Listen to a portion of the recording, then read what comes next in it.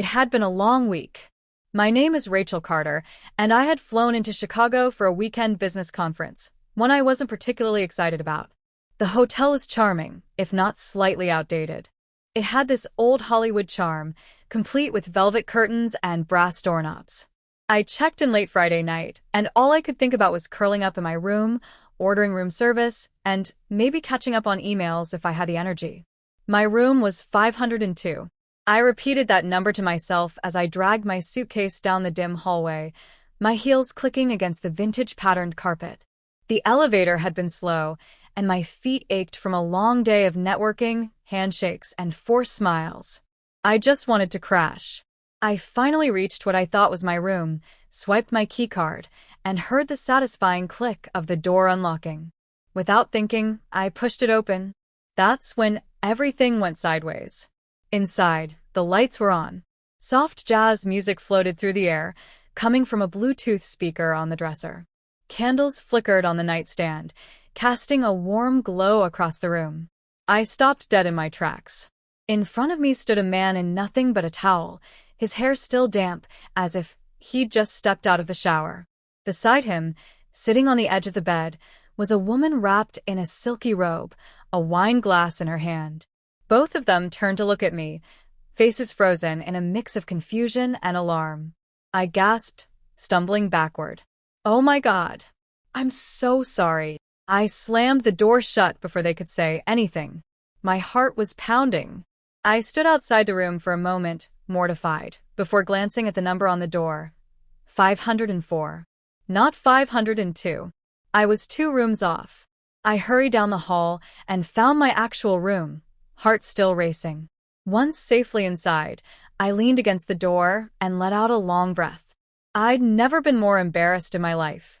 My mind kept replaying the moment, how their faces looked, the jazz, the candles.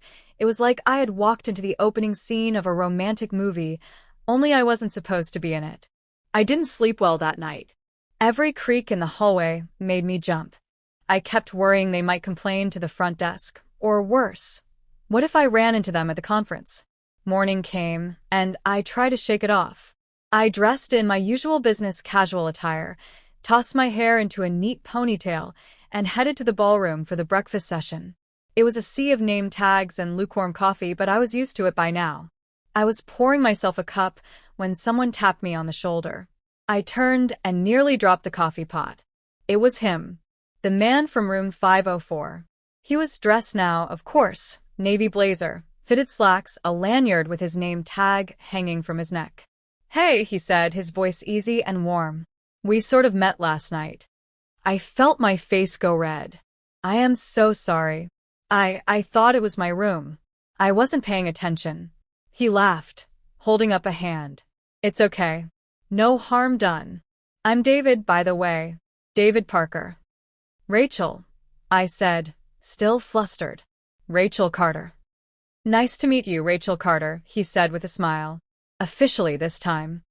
He poured himself a coffee too, then leaned against the counter. "I won't lie, you scared the hell out of me. But it was a funny surprise." I laughed nervously. "I promise I'm not in the habit of barging into strangers' rooms." "Well," he said with a playful grin, "you do have a dramatic entrance." We talked for a few more minutes about the conference, our work, where we were from. He was a software consultant from Austin.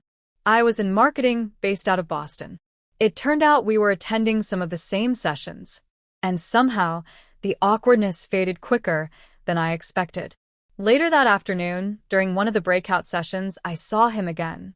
He waved and offered the seat next to him. I hesitated just a second, then took it. It felt natural.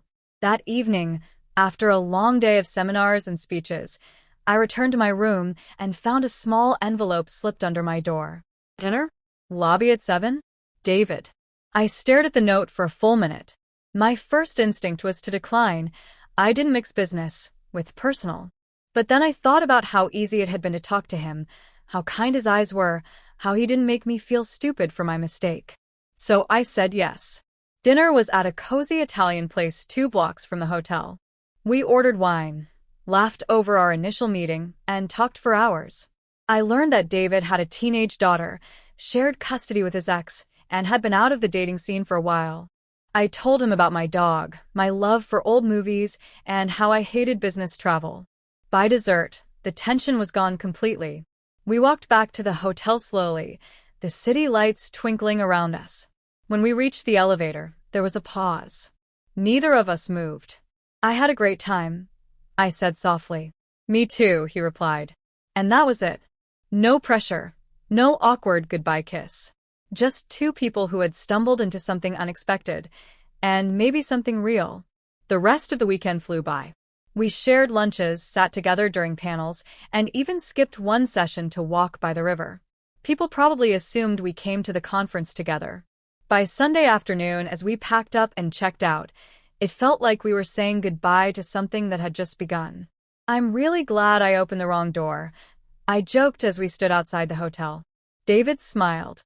"Me too. It might have been the right door after all." We exchanged numbers and a promise to stay in touch. He flew back to Texas. I headed home to Boston. For a while, we texted and called, shared photos of our daily lives, made each other laugh. Then came a weekend trip, just the two of us meeting in New York. That weekend confirmed what we'd both suspected. This wasn't just a conference fling. It had started as a mistake, me opening the wrong door. But somehow, that wrong door led me to something exactly right.